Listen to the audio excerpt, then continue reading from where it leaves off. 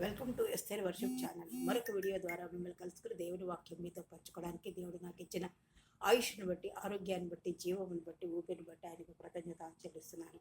నేనేమై ఉన్నాను అది కేవలం ఆయన కృపని నమ్మి స్తుతిస్తున్నాను. ఇంతవరకు నన్ను ఎంతగానో ప్రోత్సాహపరుస్తూ, బలపరుస్తూ, ఆదరిస్తూ ముందుకు నడిపిస్తున్న మీ అందరికీ నా వందనాలు తెలియజేసుకుంటాను. ఈరోజు మరొక వాక్యం ద్వారా దేవుడు మనతో మాట్లాడాలన మనము ముందుకు సాగిపోదాం. రోమీలకు రాసిన పత్రిక 8వ అధ్యాయం 14వ వచనంలో చూసుకుంటే, దేవుని ఆత్మచేత ఎందరు నడిపింపబడదురో వారందరూ దేవుని కుమారులై ఉందరు. చిన్న ప్రార్థన చేసుకుందాం. అత్యంత మహాపరిశుద్ధులను, ప్రేమమైన, కృపామల, దయామేడైన ప్రభువ, మీ అభివృద్ధి పాదములకు లెక్కలేని స్థుతులు, స్తోత్రాలు, వందనాలు చెల్లించుకుంటూ రాత్రికాల సమయం మీ పాత్ర దగ్గరనైనా ఈ వాక్యాన్ని వివరించడానికి నాకు జ్ఞానం సరిపోదు. మీ ఆత్మ నడిపింపు దయచేసి మాతో మీరు మాట్లాడి నాయన మేము ఎలాగా ఆత్మ ద్వారా నడిపించవలనో మాకు నేర్పించి విశ్వాస జీవితంలో స్థిరముగా ఉండే కృపాన్ని గురించి మీరే సహాయం చేస్తున్నాయి పదవిని. మీ ప్రియకుమారుడు మా రక్షకుడు నేను యేసుక్రీస్తు వారి పుణ్య పాదాలు పట్టుకుని అతి ప్రేరణగా గడికి వచ్చినాం తండ్రి, ఆమేన్. ఇక్కడ రోమిలికి రాసిన పత్రికలు ఏమంటున్నాడంటే, దేవుని ఆత్మచేత ఎందరు నడిపింపబడదరో వారందరూ దేవుని కుమారులై అందరూ. దేవుని కుమారులు కుమార్తెలై ఉండడానికి కావలసిన క్వాలిఫికేషన్ ఏమిటి? దేవుని ఆత్మచేత నడిపింపబడ్డం. అంటే యేసుక్రీస్తు ప్రభు వారి నిజమైన రక్షకుడని, నా కోసం ఆ పరలోక సింహాసనం విడిచిపెట్టకూడని భాగ్యముగా ఎంచుకొనుక ఆయన రిక్తుడిగా భూలోకంలో జన్మించి తను తాను తగ్గించుకుని నీ కొరకు నా కొరకు ఆ సిలువుపై బలియాగమై సిలువ రక్త ధారల ద్వారా నీకు నాకు ఇచ్చిన ఆ రక్షణని విని మనం ఎవరి ద్వారానో వింటాము. విన్న తర్వాత విశ్వసిస్తాము. విశ్వసించేదంతా పరిశుద్ధాత్మ మనలోకి వస్తుందన్నమాట. ఆత్మ ఉన్నప్పుడే మనం విశ్వసిస్తాం. విశ్వసించిన తర్వాత ఆయన నమ్మి మనము ముందుకు సాగుతాం, బాప్తిసం తీసుకుంటాము, ఆయన్ని అంగీకరిస్తాం. అది ఆత్మ మనలో ఉంది కాబట్టి మనం ఒప్పుకున్నాం. యోహాను సువార్త 1:12 ఏమంటున్నాడు? తనను ఎందరు అంగీకరించారో వారందరికీ అనగా తన నామమునందు విశ్వాసం ఉంచిన వారికి దేవుని పిల్లలగుటకు ఆయన అధికారం అనుగ్రహించారు. దేవుని పిల్లలు అవటానికి ఏమిటి మరొక క్వాలిఫికేషన్ అంటే అధికారం. ఏం అధికారము? ఆయన పిల్లలు అగుటకు ఆయన అధికారం అనుగ్రహించాడు మాట. ఎలాగా? ఎవరైతే ఆయన అంగీకరిస్తారో, ఆయన నామం అందు విశ్వాసం ఉంచుతారో, విశ్వసిస్తారో వారందరూ ఆయన పిల్లలు అగుటకు ఆయన అధికారం ఇచ్చారు. ఆయనలో విశ్వాసం ఉంచి, ఆయన నామంలో విశ్వాసం ఉంచి మనం ఆయన అంగీకరించేటప్పుడే ఆయన మనకు ఆయన పిల్లలు అవ్వడానికి అధికారం మాట అనుగ్రహించినట్లుగా మనం చూస్తున్నాం. రోమిలికి రాసిన పత్రిక 8:17 చూసుకుంటే, మనం పిల్లలమైతే వారసులము అనగా దేవుని వారసులము. అయితే మరి రాత్రికాల సమయంలో నేను మనము దేవుని వాక్యాన్ని విన్నాము, ఆయన విశ్వసించాము, దేవుని నామంలో విశ్వాసం వచ్చి మనం ఆయన అందు విశ్వాసం వచ్చి ఆయన అధికారంలో అంటే ఆయన విశ్వసించిన తర్వాత మనము బాప్తిసం పొంది ఆయన పిల్లలు అవ్వడానికి మనకు అనుగ్రహం ఇచ్చాడు. మరి నీకు నాకు మనందరికీ అనుభవం ఉంది ఆయన పిల్లలు అవ్వటానికి.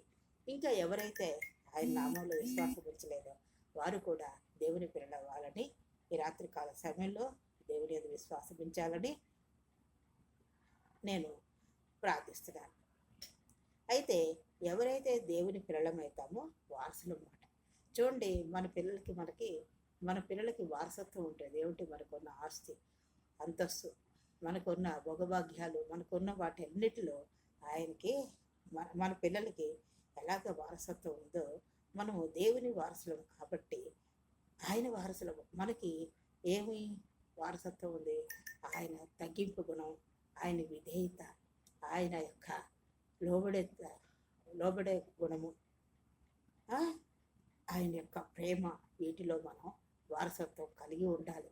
ఆయన తగ్గింపు గుణంలో, ఆయన విధేయత చూపడంలో, ఆయన తండ్రికి ఎలాగా విధేయులై ఉన్నారో మనం కూడా అటువంటి వారసత్వం, ఆయన గుణగణాలు, ఒక మాటలో చెప్పాలంటే ఆయన గుణగణాల్లో వారసత్వం పొంది ఉండాలి.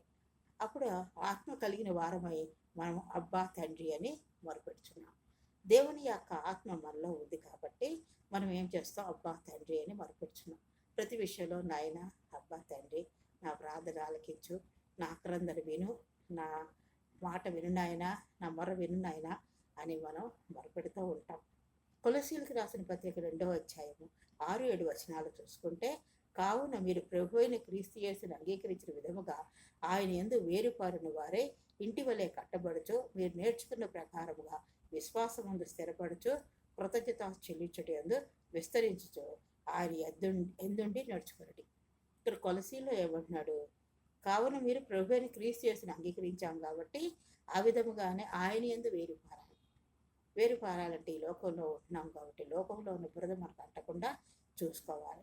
ఒక ఇల్లు ఎలా కట్టబడుతుందో ఇటుక మీద ఇటుక, ఇటుక మీద ఇటుక, ఇటుక మీద ఇటుక అలా కట్టబడుతూ మరి రూమ్స్, గదులు అన్నీ ఎలాగ ఒక ఇల్లు సంపూర్తిగా ఉంటుందో మన విశ్వాసం అనే జీవితంలో మనము వేరుపారిన అనుభవంతో, అంటే కొన్ని విషయాలు మనం రక్షింపబడినప్పుడు ఎలాగుంటాం, కొద్దిపాటి విశ్వాసము, కొంచెము విశ్వాసము, ఆ విశ్వాసం ద్వారా దేవుణ్ణి అంగీకరించాము.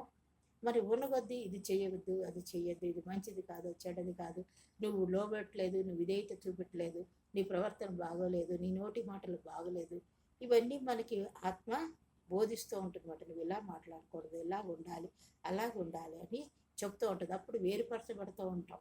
అందరిలా మనం ప్రవర్తించాం, మన మాటలు వేరుగా ఉంటాయి, మన ప్రవర్తన వేరుగా ఉంటుంది, మనం నోటి మాటలు వేరుగా ఉంటాయి. అందుకే మృదువైన మాట క్రోధమును చల్లార్చడం. మన మాట మృదువుగా ఉంటుంది, మృదువుగా ఉండాలి. ప్రతి విషయంలోనూ కోపం తెచ్చుకొని మన ప్రవర్తనని మనం పాడు చేసుకోకూడదు, దూషణ మాటలు రాకూడదు. అవన్నిట్లోనూ మనం వేరుపారి జీవితం కలిగిన అనుభవంలో ఉండాలని ఇక్కడ దేవుని వాక్యం ద్వారా హెచ్చరింపడిన. అంతేకాకుండా విశ్వాసం ముందు స్థిరపడచ్చు. విశ్వాసము, మనం కొద్దిపాటి విశ్వాసంతో దేవుడిని యేసుక్రీస్తు ప్రభువారి భూలోకంలోకి వచ్చారు, ఆయన బలియాగమే నీకు నాకు రక్షణ ఇచ్చారన్న విశ్వాసంలో ఉండి మనం ఎదుగుతూ ఉంటాం. ఆయన యొక్క గుణలక్షణాల్లో వెలుగుతూ ఉంటాం. అలాగా విశ్వాసంలో ఎదుగుతాం, అంటే ఆత్మలో ఎదుగుతూ. కొద్దిపాటి విశ్వాసంలో ఆత్మ ద్వారా మనం యేసుప్రభు వారిని ఒప్పుకున్నాము, ఆత్మలో అభివృద్ధి చెందుతూ మనం ఆయన యొక్క గుణగుణాలు, లక్షణాలు కలిగి విశ్వాసముందు స్థిరపడాలి. ఆ కొద్దిపాటి విశ్వాసము బహు విశ్వాసంగా ఉండాలి. మనం ఏది అయినా ప్రార్థన చేసి పొందుకోవాలి. అందుకే అంటున్నాడు ఆయన, నాకు సమీపంగా ఉండి నాకు మొరపెట్టు వారందరికీ నేను సమీపంగా ఉన్నాను, వారి మొర ఆలకిస్తారని దేవుని వాక్యం కీర్తన గ్రంథంలో చెబుతుందన్నమాట. కాబట్టి విశ్వాసముందు స్థిరపరచబడుచు కృతజ్ఞతాస్తులు చెల్లించుట యందు విస్తరించుచు ఆయన యందుండి నడుచుకుంటూ. కృతజ్ఞతాస్తుతులు, ప్రతి విషయంలో కృతజ్ఞత చెల్లించాలి. అందుకే ఫిలిప్పీయులకు రాసిన పత్రిక, ప్రభువునందు ఆనందించడి, మరలా చెప్పుదును ఆనందించడి, ఎల్లప్పుడూ ఆనందించడి, ప్రతి విషయంలోనూ మీ ప్రార్థన విజ్ఞాపనయందు ఎల్లప్పుడూ కృతజ్ఞత చెల్లించుడి అని ఉంది. కాబట్టి ప్రతి సమయంలోనూ కృతజ్ఞత చెల్లించుట్లో విస్తరించాలి. ఆ కృతజ్ఞతలు మర్చిపోకూడదు. ఎప్పుడు విస్తరించుచు, అందులో ఆ కృతజ్ఞత చెల్లించుట్లో విస్తరించుచు ఆయన యందుండేలా మనం నడుచుకోవాలి. అందుకే కొలస్సీ 3:8-9 వచనాలు ఏమైతే, ఇప్పుడైతే మీరు కోపము, ఆగ్రహము, దుష్టత్వము, దూషణ, మీ నోట బూతులు అని వీటినన్నిటినీ విసర్జించండి. మనం ప్రభువుని నమ్మాము, ఆత్మ మనలో ఉంది, ఆత్మలో అభివృద్ధి చెందాలంటే మనము ఇదివరకు ఉన్న కోపాన్ని తీసివేసుకోవాలి, ఆగ్రహంతో ఉండకూడదు, అది వెంటనే విడిచిపెట్టుకోవాలి. దుష్టత్వము, చెడ్డతనాన్ని విసర్జించాలి, దూషణమైన మాటలు, నోట బూతులు, వీటన్నిటిని కూడా విసర్జించుడి. అంటే ఒకదాని తర్వాత ఒకటి దేవుని ఆత్మ మనకి బోధిస్తూ ఉంటుంది. ఇలా మాట్లాడకూడదు, ఇలా కోపం తెచ్చుకోకూడదు, ఇలా ఆగ్రహం కలిగి ఉండకూడదు, ఈ దుష్టత్వం విడిచిపెట్టు, ఈ దూషణ మాటలు విడిచిపెట్టు, మీ నోట బూతులు ఇవన్నీ విసర్జించు, ఇవి నువ్వు మాట్లాడకూడదు, ఇవి నువ్వు ఆత్మ కలిగి ఉన్నావని దేవుని ఆత్మ మనకి బోధిస్తూ ఉంటుంది. ఇలాంటి అనుభవంలో ప్రతి ప్రియ సహోదరి, నువ్వు నేను ఉన్నామా? మరి మనకి కోపం వస్తుంది మానవులు కాబట్టి, మన కోపం లేదు, నేను అన్ని విషయాల్లో పరిశుద్ధంగా ఉన్నాను, నా నోట చెడ్డమాటలు రావట్లేదు, దూషించటం లేదు అన్న మనం అనుకోకూడదు. మనము రక్షింపబడిన తర్వాత కూడా ఇవన్నీలో మనము విసర్జించుకుంటూ వెళ్ళాలంటే ఇవన్నీ కలిగి ఉన్నాము. కానీ ఆయన వాక్యం అనే అర్థంలో ఆయన యొక్క గుణగణాలు అలవర్చుకుంటూ, ఆత్మలో అభివృద్ధి చెందుతూ, ఇవన్నీ విడిచిపెట్టుకుంటూ మనం నూతన స్వభావాన్ని ధరించుకోవాలని దేవుని వాక్యం ఇక్కడ బోధిస్తుంది. కాబట్టి ప్రియ సహోదరి సహోదరుడా, ఈ రాత్రి కాల సమయంలో మనం ఎలాగున్నాము, నేను ఎలాగున్నాను, మీరు ఎలాగున్నారు, మనం పరీక్షించుకుని మనలో ఏ విడిచిపెట్టుకోవాలో విడిచిపెట్టుకుంటూ ముందుకు సాగిపోవాలని దేవుని వాక్యం హెచ్చరిస్తోంది. ఒకరితో ఒకటి అబద్ధం ఆడొద్దు అన్నాడు. ఏలయనగా ప్రాచీన స్వభావమును దాని క్రియలతో కూడా మీరు పరిత్యజించి ఇదివరకున్న స్వభావం, ప్రాచీన స్వభావం అంటే ఇదివరకున్న స్వభావమును దాని క్రియలతో కూడా మనం ఏమేమి క్రియలు చేశామో అవన్నీ పరిత్యజించబడినాడు అనమాట. పరిత్యజించి జ్ఞానం కలుగు నిమిత్తం, మనకి జ్ఞానం కావాలి.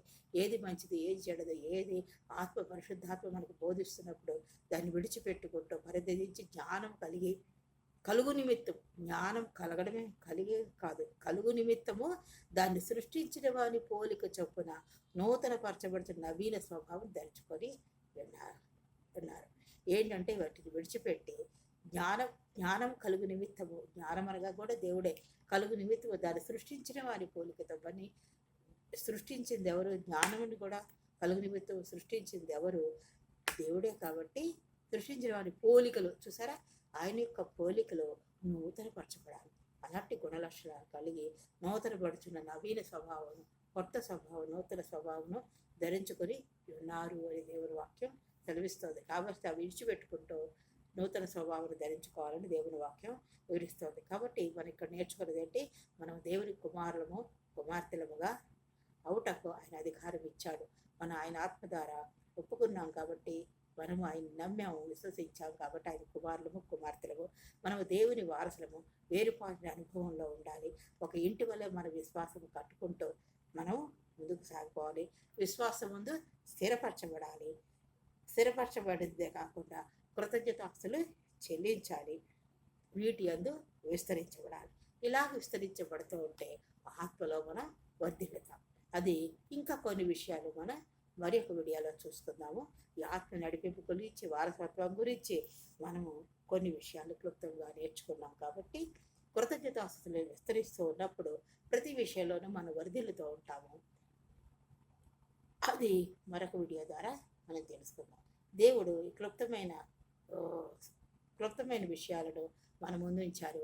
వాటిని బట్టి మనం ప్రార్థన చేసుకుంటూ మరి విశ్వాసమందు స్థిరపరచబడుచు, కృతజ్ఞత చెల్లించు, విస్తరించబట్లో, అభివృద్ధి చెందుట్లో ముందుకు సాగిపోవాలని దేవుని వాక్యం విస్తరిస్తుంది. కాబట్టి ఈ వాక్యం మందు మనం విశ్వాసంతో స్థిరపరచబడలాగా మనం ప్రార్థన చేసుకుందాం. అత్యంత మహాపరిశుద్ధుడు, ప్రేమమైన, కృపామైన, దయామడిన ప్రేమ మీ అభివృద్ధి పాత్రలకు లెక్కలేని స్తోత్రాలు వందనాలు చెల్లించుకుంటూ ఈ రాత్రి కాలసైనా మరొకసారి నీ పాత్రలకు వచ్చినైనా మీ ఆత్మ నడిపింపులో మీ వారసత్వం కలిగి మేము ఎలాగుండాలో మాకు కొన్ని విషయాలు మీరు బోధించిన విధానం బట్టి మీకే వందనాలు స్తోత్రాలు చెల్లించుకుంటాం. అటు విధంగా విశ్వాసం ముందు స్థిరపరచబడుతూ వేరుపారిన జీవితంలో నూతన స్వభావంతో, నవీన స్వభావంతో, ప్రాచీన స్వభావాన్ని విడిచిపెట్టుకుని కృతజ్ఞత చెల్లిస్తూ విస్తరించి ఈలోక సంబంధమైన ఆశీర్వాదాలతో వర్ధిల్లుచు ఆత్మలో ఎలా వర్ధిల్లాలో మరికొన్ని విషయాలు మరొకసారి మాకు బోధించి మహింపదమని ఇప్పుడిచ్చిన కొద్ది విషయాలను బట్టి, మీరు నేర్పించిన కొన్ని విషయాలను బట్టి మీకే వందనాలు స్తోత్రాలు చెల్లించుకుంటాం. మేము అటు విధంగా జీవించి విస్తరించే కృప మాకు అనుగ్రహించి మీరే సహాయం చేసి మహింపదని మీ పీకి మాడు మా రక్షకుడైన యేసుక్రీస్తు వారి పుణ్య పదాలు పట్టుకుని అతి వికలైన గడికి వచ్చినాం తండ్రి. ఆమేన్. నన్ను ఎంతగానో ప్రోత్సహిస్తూ బలపరుస్తారు. మీ గురించి, మీ బిడ్డల గురించి మేము ప్రార్థన చేస్తున్నాం. నా గురించి, మా గురించి, మా కుటుంబం గురించి, మా బిడ్డల గురించి మేము ప్రార్థన చేయాలని కోరుతున్నాను. మీరు సబ్స్క్రైబ్ చేసుకోవాలని, కామెంట్ పెట్టాలని, ఇంకా ప్రార్థన అవసరతలు ఉంటే కూడా చెప్పాలని కోరుతూ నేను ఈ కొద్ది మాటలను ముగిస్తున్నాను. దేవుడు మిమ్మల్ని అందరినీ దీవించుగాక.